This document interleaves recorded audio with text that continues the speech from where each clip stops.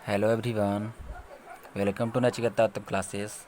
आज मैं आपको ऑक्सीकरण संख्या निकालने के लिए बताऊंगा।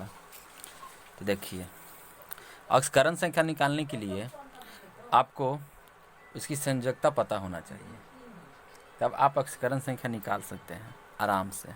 संयोजकता का अत्यधिक योगदान है। देखिए, KMnO4 में आपको Mn का संयोजकता निकालना है। तो चलिए निकालते हैं। तो इसको मान लेते हैं कि इसका संयोजकता x है और इसका संयोजकता ऑक्सीजन के संयोजकता क्या होता है, -2 होता है। ऑक्सीजन का अगर आप लिखिएगा, क्या लिखिएगा, इलेक्ट्रॉनिक विन्यास 2 6 हो जाएगा। तो ये 6 है, तो 8 से कितने कम है, तो 2 है, यानी 8 में से 6 घट गया तो 2 आया। तो 8 से जितना कम रहता है वो माइनस में होता है, ठीक, इसलिए -2 इसका संयोजकता। और पोटेशियम का 19 होता है, तो इसका इलेक्ट्रॉनिक विन्यास लिखिएगा तो 2 8 8 1 होगा। ये एक ज़्यादा है, एक इलेक्ट्रॉन कोई त्याग कर देगा तो अस्थायी हो जाएगा। बाहरी कक्षा में 8 इलेक्ट्रॉन हो जाएंगे, तो यह आर्गन जैसा अस्थायी हो जाएगा। इसलिए एक को त्याग करता है तो ये +1 होता है, यानी त्याग करेगा वो +1 और जो ग्रहण करेगा वो माइनस। जो त्याग करेगा वो प्लस होता है, जितने इलेक्ट्रॉन को त्याग करेगा वो प्लस में होता है, जितने इलेक्ट्रॉन को ग्रहण करेगा वो माइनस में होता है। इसलिए इसका +1 क्या हो गया, संयोजकता। तो इस संयोजकता ही ऑक्सीकरण संख्या होता है। ज़्यादातर में देखिएगा, कुछ में नहीं होता है। तो इसको निकालते हैं। Mn का ऑक्सीकरण संख्या, ऑक्सीजन का ऑक्सीकरण संख्या -2, पोटेशियम का +1, तो मैग्नीज का ऑक्सीकरण संख्या पूछ रहा है, तो आपको करना क्या है, +1 +x और +-2 गुने 4। ऑक्सीजन 4 है इसलिए 4 से गुना किया, तो 1 + x 4 दूना 8 -8। और देखिए इक्वल 0 होता है। इस सब तत्व का ऑक्सीकरण संख्या आप जोड़िएगा तो 0 आ जाता है। तो क्या हो गया, x है, x तो 7 आ जाएगा, 8 में से 1 गया 7, तो 7 उधर जाएगा, प्लस में जाएगा, तो x = 7, यानी Mn का ऑक्सीकरण संख्या 7 हो गया। इसी तरह से आप Cr2O7 में Cr2 का ऑक्सीकरण संख्या निकालिए। तो Cr2 का ऑक्सीकरण संख्या को x मान लेते हैं, जिसको निकालना रहेगा उसको x मान लेंगे। और इसका ऑक्सीकरण संख्या +1 होता है, इसका ऑक्सीकरण संख्या -2 होता है। तो आप क्या करिए, क्या, चलिए लिखिए 1 गुने 2 प्लस x गुने 2 प्लस -2 गुने 7 तो 2x = 0, -7 दूना 14 = 0, 2x = 14 -2, x बराबर क्या आ जाएगा, तो 12/2 यानी 6, यानी ऑक्सीकरण संख्या Cr2 का आया 6। इसी तरह से आप किसी का भी ऑक्सीकरण संख्या निकाल सकते हैं। देखिए Na2H2O3 में S की ऑक्सीकरण संख्या निकालने के लिए बोल रहा है। ऑक्सीजन की ऑक्सीकरण संख्या कितना, -2, इसको निकालना है तो x मान लेंगे। और देखिए सोडियम का ऑक्सीकरण संख्या क्या हो जाएगा, +1 होगा। कैसे, इसका संयोजकता 1 होता है, इसीलिए +1 हो गया इसका ऑक्सीकरण संख्या। देखिए आप निकालिएगा, सोडियम का 11 होता है, तो इसका इलेक्ट्रॉनिक विन्यास 2 8 1, एक इलेक्ट्रॉन ज़्यादा है, इसमें एक इलेक्ट्रॉन को त्याग कर देगा, तो इसके बाहरी कक्षा में 8 इलेक्ट्रॉन हो जाएंगे, यह नियोन जैसा अस्थायी हो जाएगा। तो एक का त्याग करा यानी +1 हो गया। तो Na2, तो यहाँ पर क्या करेगा, क्या जाएगा, तो 1 गुने 2 प्लस x गुने 2 प्लस -2 गुने 3 = 0। तो ये 2 + 2x -3 दूना 6 = 0।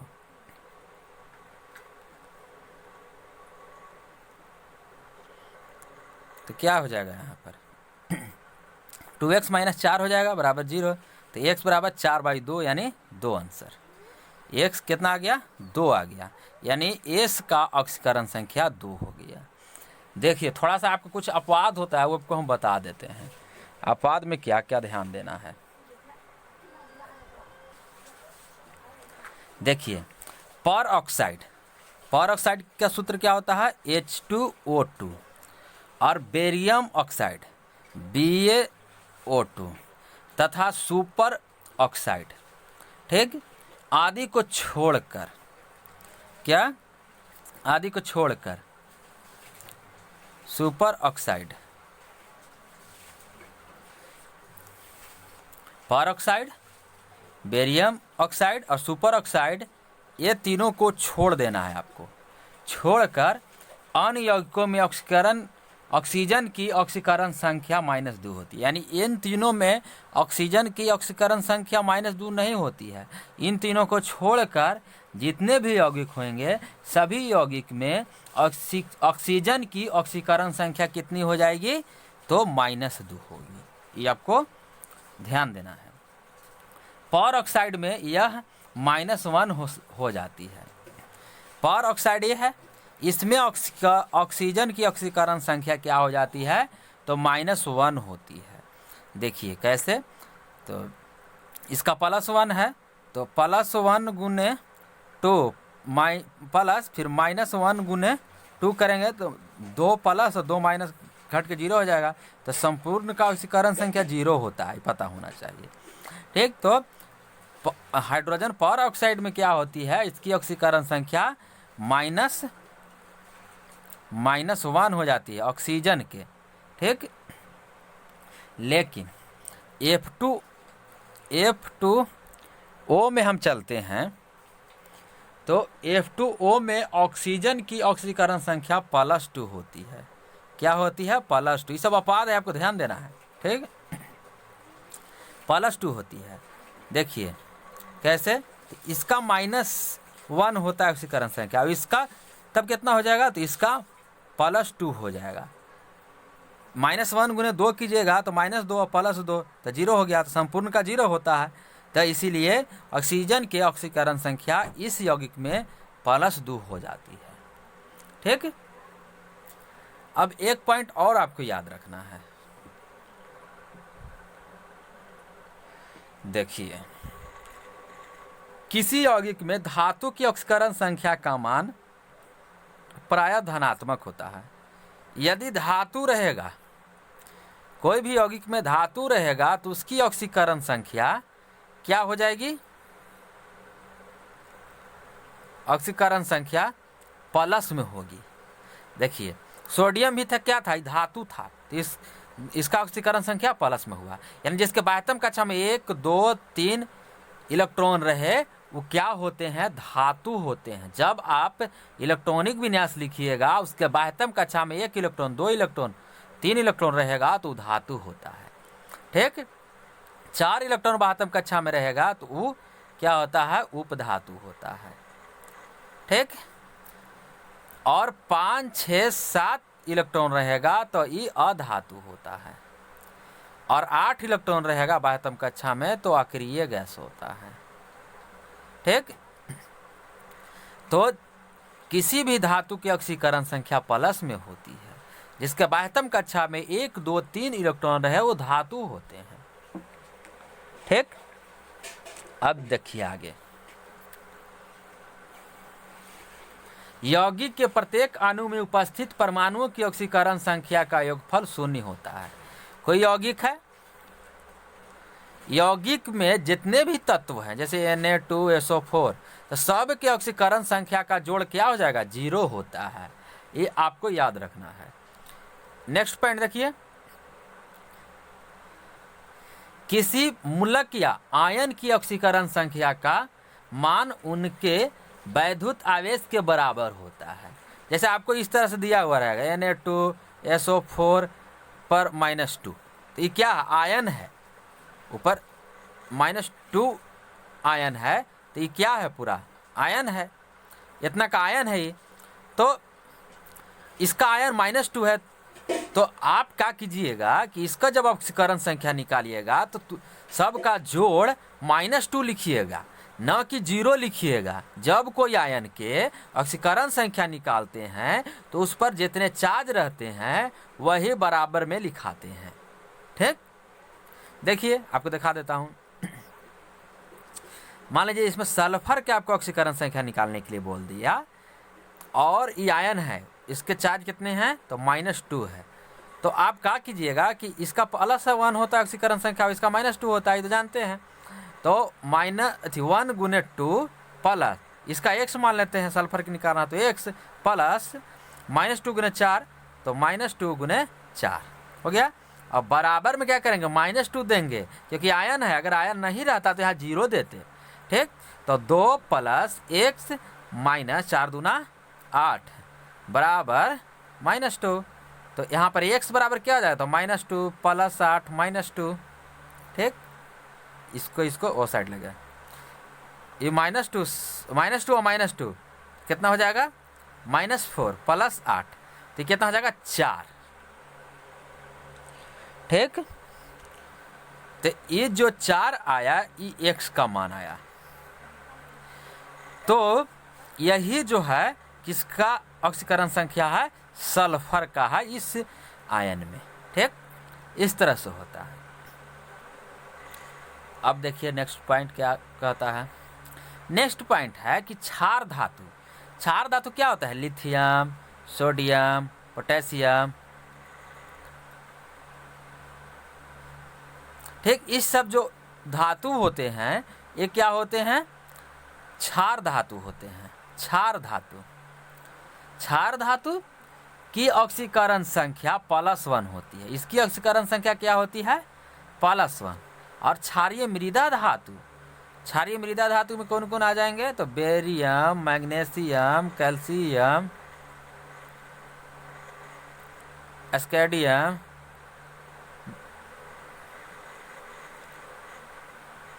बेरियम, रुबिडियम, ये सब होते हैं। ये क्या है, क्षारीय मृदा धातु। तो क्षारीय मृदा धातु में ऑक्सीकरण क्षारीय मृदा धातु की ऑक्सीकरण संख्या क्या होती है, +2 होती है।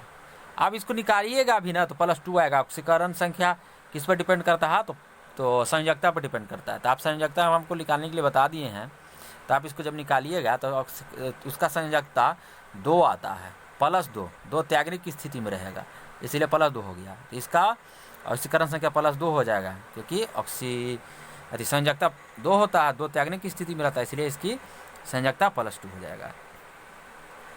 क्षार धातु के +1 lithium, sodium, calcium, lithium, sodium, potassium, क्षार धातु जो है इसका +1 ऑक्सीकरण संख्या। और क्षारीय मृदा धातु बेरियम, मैग्नीशियम, कैल्शियम, एस्केडियम, बेरियम, रुबिडियम, ये सब जो होते हैं, बेरिलियम, इसका जो है क्षारीय मृदा धातु है, ये सभी क्षारीय मृदा धातु है, इसकी ऑक्सीकरण संख्या +2 होती है। आपको याद भी रख सकते हैं, नहीं याद रख सकते हैं तो आपको इलेक्ट्रॉनिक विन्यास से आप संयोजकता निकाल लीजिए, और अगर त्यागने की स्थिति में है तो प्लस में रखिए, अगर ग्रहण करने की स्थिति में तो माइनस में रखिए। अगर आपको ये सब याद नहीं रखना है तो ठीक, अगर याद रखते हैं तो डायरेक्ट आप बना सकते हैं, नहीं याद रख सकते तो आप निकाल लीजिए, भूल जाइएगा तो आप निकाल लीजिए। ठीक, अब धातुओं के हैलाइड, क्या धातुओं के हैलाइड, नेक्स्ट पॉइंट में कह रहा है कि धातुओं के हैलाइड में हैलोजन की ऑक्सीकरण संख्या -1 होती है। धातुओं के हैलाइड क्या हो जाएगा, जैसे कि पोटेशियम क्लोराइड, ठीक, sodium chloride, calcium chloride, aluminium chloride, ये सब क्या है, ये सब धातु के हैलाइड है। पहला तत्व धातु है सभी में, और दूसरा तत्व क्या है, हैलोजन। तो धातु और हैलोजन मिलकर बनाता है हैलाइड। ठीक, आपको हम पढ़ाएंगे 17 ग्रुप में, 17 ग्रुप में fluorine, chlorine, bromine, iodine, astatine, ये सभी क्या होते हैं, तो हैलोजन होते हैं। ठीक, और ये जब धातु के साथ मिलते हैं तो क्या बना देते हैं, धातुओं के हैलाइड बना देते हैं। ठीक, तो फ्लोरीन मिल गया, फ्लोराइड मिल गया, तो क्या बना दिया, पोटेशियम फ्लोराइड। फ्लोरीन मिल के पोटेशियम फ्लोराइड बना दिया। क्लोरीन मिला धातु के साथ तो क्या बना दिया, सोडियम क्लोराइड बना दिया। क्लोरीन कैल्शियम के साथ मिला, कैल्शियम एक धातु है, यह एक हैलोजन है, ये बना दिया क्या है, कैल्शियम क्लोराइड बना दिया। इसी तरह से तो आपको याद रखना है कि धातुओं के हैलाइड में हैलोजन जो होते हैं ये पांचों, इसकी ऑक्सीकरण संख्या -1 होती है। ठीक, और इसी आप अगर इसको निकालिएगा भी ना तो -1 ही ऑक्सीकरण संख्या आती है। जैसे 17 नंबर क्लोरीन का होता है, इसका इलेक्ट्रॉनिक विन्यास आप लिखिएगा तो आपको आएगा 287 आएगा, 287। तो 8 से 1 कम है तो 1 लेने की क्षमता रखता है, तो इसलिए 1 माइनस। ठीक, इस तरह से भी आप निकालिएगा तो आपको आएगा -1 ही ऑक्सीकरण संख्या आएगा फ्लोराइड का। ठीक, तो आपको ये ध्यान में रखना है। आप किसी भी यौगिक के ऑक्सीकरण संख्या या आयन का ऑक्सीकरण संख्या आराम से निकाल सकते हैं इस तरह से। ठीक, अब चलते हैं आगे। देखिए CH4 में आपको कह देगा कि कार्बन की ऑक्सीकरण संख्या निकालिए, तो कार्बन की ऑक्सीकरण संख्या X हम मान लेते हैं। अब हाइड्रोजन के +1 हम जानते हैं, तो X + 1 × 4, X कार्बन के था तो X लिखा, फिर प्लस दिया, फिर हाइड्रोजन के लिखना है तो 1 × 4 लिखेंगे, तो कितना हो जाएगा, बराबर में 0 हो जाएगा। ठीक, जब ये आयन नहीं है तो बराबर में 0 लिखेंगे, यह एक यौगिक है तो बराबर में 0 लिखेंगे। जब यह एक आयन रहेगा, इस पर कुछ चार्ज रहेगा इस तरह से, ठीक, तब हम बराबर में 0 नहीं लिख के ए लिखेंगे। ठीक, तो X बराबर -4 आ गया, तो कार्बन की ऑक्सीकरण संख्या CH4 में कितने आ जाएंगे, तो -4 आ जाएंगे। इसी तरह से आप निकालिए CH3Cl में किसकी ऑक्सीकरण संख्या, कार्बन का, तो कार्बन के ऑक्सीकरण संख्या निकालते हैं तो क्या आ जाएगा, तो इसको पहले X मान लेते हैं। इसको हम जानते हैं कि +1 होता है हाइड्रोजन की ऑक्सीकरण संख्या, क्लोरीन की ऑक्सीकरण संख्या -1 होता है। तो आप लिखिए X + 1 × 3, X + 1 × 3, ठीक, फिर प्लस दिए, फिर क्लोरीन की लिखना है तो -1 × 1, तो -1 × 1 लिख दिए, अब बराबर में 0। तो आपको क्या आएगा, X + 3 -1 बराबर 0 हो गया, तो X बराबर कितना हो जाएगा, -2 हो जाएगा, तो -2, यानी कार्बन के ऑक्सीकरण संख्या कितने हो जाएंगे, तो -2 हो जाएगा। ठीक, अब चलते हैं हम CCl4 में कार्बन के ऑक्सीकरण संख्या निकालने के लिए। तो इसका ऑक्सीकरण संख्या -1 होती है, इसका ऑक्सीकरण संख्या X मान लेते हैं, तो X + -1 × 4 बराबर 0, तो X - 4 बराबर 0, तो X बराबर कितना आ गया, 4 आ गया, X बराबर 4 आ गया। देखिए ऑक्सीकरण संख्या संयोजकता इतना सभी यौगिक में नहीं आ सकते, इसमें आ गए, इसमें नहीं आए, तो ये डिपेंड नहीं करेगा कि उतना ही आए जितना उसकी संयोजकता हो, ऐसा कोई बात नहीं है। ऑक्सीकरण संख्या भिन्न भिन्न भी हो सकते हैं। अब आपको निकाले जाएगा, निकालने के लिए कहेगा कि CH2Cl2 में कार्बन के ऑक्सीकरण संख्या, तो इसका ऑक्सीकरण संख्या -1, इसका +1, इसका X मान लेते हैं, तो X + 1 × 2, फिर प्लस -1 × 2 बराबर 0, तो X + 2 - 2 बराबर 0, तो X बराबर कितना हो जाएगा, ये कट जाएगा तो 0 ही ना हो जाएगा, तो X बराबर 0।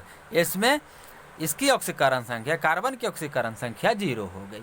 इसी तरह से आप सभी यौगिक में किसी भी तत्व के ऑक्सीकरण संख्या आराम से निकाल सकते हैं, तो आप निकालिए। अब देखते हैं एक और, C2H6 में निकालना है आपको कार्बन के ऑक्सीकरण संख्या, इसको x ले लेते हैं और इसको +1 होता है हाइड्रोजन के ऑक्सीकरण संख्या। तो x गुने 2 प्लस 1 गुने 6 बराबर 0, तो 2x प्लस 6 बराबर 0, तो क्या हो जाएगा x बराबर चल जाएगा -6, इधर 2, तो -3 आंसर आ गया। यानी इसमें कार्बन की ऑक्सीकरण संख्या -3 हो गए। इसी तरह से आप किसी भी यौगिक के ऑक्सीकरण संख्या को आसानी से निकाल सकते हैं। अब ऑक्सीकरण संख्या, एक पॉइंट ध्यान देना है कि अगर पूछ दिया CH2 में, तो CH2 में S की ऑक्सीकरण संख्या क्या होगी, ठीक। तो देखिए S की विद्युत ऋणात्मकता C की विद्युत ऋणात्मकता से अधिक होती है। S का विद्युत ऋणात्मक कितना होता है, इसका विद्युत ऋणात्मक -4 होगा कार्बन का, और इसका कितना हो जाएगा, तो इसका 16 होता है ना, तो लिखेंगे 2, 8, 10 और 6 16, इसका -2 हो जाएगा और इसका 4 हो जाएगा। मतलब 8 से जितना बाह्यतम कक्षा में 8 इलेक्ट्रॉन से जितना कम है वही विद्युत ऋणात्मक है, तो -2 कम है, माने ये 2 लेगा तो -2 हो गया। और इसके कार्बन के बाहरी कक्षा में कितने होते हैं, तो 4 होते हैं, तो 4 लेगा 8 पुराने के लिए, इसलिए इसको -4, इसको -2। तो यही कह रहा है कि S की विद्युत ऋणात्मकता कार्बन की विद्युत ऋणात्मकता से अधिक होती है, इसका ज़्यादा होती है इससे, क्योंकि जो नेगेटिव में बड़ा वो छोटा और जो नेगेटिव में छोटा वो बड़ा, ठीक। इसीलिए S का ज़्यादा होता है कार्बन से विद्युत ऋणात्मकता। इसीलिए कार्बन और सल्फर के बीच के बंधित इलेक्ट्रॉन को S अपनी ओर C की तुलना में अधिक आकर्षित करता है। S क्या करेगा, अपनी ओर ज़्यादा आकर्षित करेगा, क्योंकि इसके पास ज़्यादा क्या है, तो ज़्यादा इसके पास विद्युत ऋणात्मक है, इसीलिए इलेक्ट्रॉन को इसके अपेक्षा ज़्यादा आकर्षित करेगा, ठीक, अपनी ओर। इसीलिए S की ऑक्सीकरण संख्या -2 हो जाएगी, तो कार्बन की ऑक्सीकरण संख्या +4 हो जाएगी, ठीक।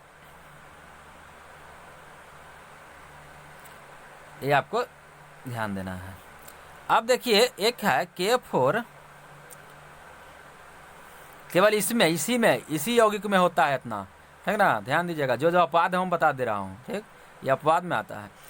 K4 और FeCN6 में आपको कह देगा कि इसका ऑक्सीकरण संख्या निकालिए। इसका x मान लेते हैं, इसका जानते हैं +1, इसका जानते हैं -1, ठीक। तो इसका 1 गुने 4, 1 गुने 4 फिर प्लस, ठीक, क्या कर दूंगा कि इसका है, इसका x ले लेंगे, फिर प्लस इसका -1, तो -1 गुने 6 बराबर 0, तो क्या हो जाएगा 4 + x - 6 बराबर 0, तो x बराबर क्या आ जाएगा 6 - 4 यानी 2, x बराबर आंसर 2 आ गया। यानी लोहा आयरन का ऑक्सीकरण संख्या 2 हो गया, ठीक। इसी तरह से आप आसानी से निकाल सकते हैं। अब आपको अगर इस तरह से दे दिया जाए, मैं एग्जांपल लेता हूँ,